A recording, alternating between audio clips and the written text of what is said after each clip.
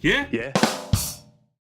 Okay, all right. Well, my number 7 is a game called Power Up on the Xbox 360. It's an indie game, and it's really rather good. It's a very, very familiar in the fact that it's a side-scrolling kind of R-type style shooter. But the way it goes about it is actually quite neat. It's all about leveling up, and at first it's really, really bewildering. And because there's so many different weapons, there's so many different collectibles.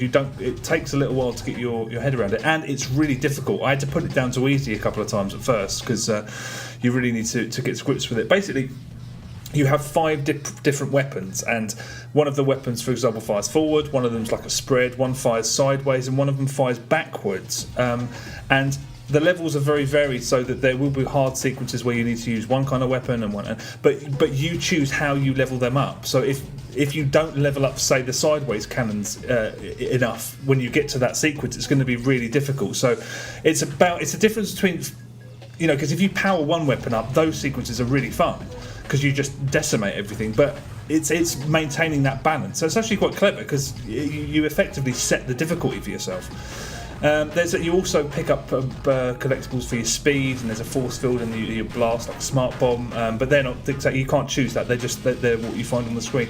Right. It's really, really quite smart. I mean, I had this really weird feeling when I was playing it that just, I thought, because it's really polished. It's made by one guy, and when I was playing it, I thought it wasn't that long ago, maybe 15 years, where this would cut it as like a £40 SNES game or something like that. It's really, really tight, and there's some replay value because you can sort of download these different ships with different paint jobs and stuff, and it's really challenging. Like I said, I had to put it back on it. I'll put it back on normal now because I'm playing through it on normal, and I might go up to hard. But it's initially it's very difficult. The only problem with it, and this is really unfortunate because it's a problem with all shooters on XSplig, or all games on XSplig, really, is that obviously you can't have leaderboards, and that's a real shame that's missing. But that's the service, unfortunately. But yeah, it's Power Up. It's 69p. It's, if you like shooters, you've got to give it a go.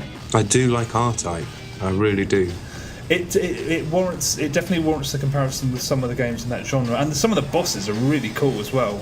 It just beggars belief that it's as smart as it is, and and the story's actually quite nice. You're the last guy on Earth, and Earth's sort of the last people on Earth sent off in these pods, and they're being hunted down by. That's right. Yeah.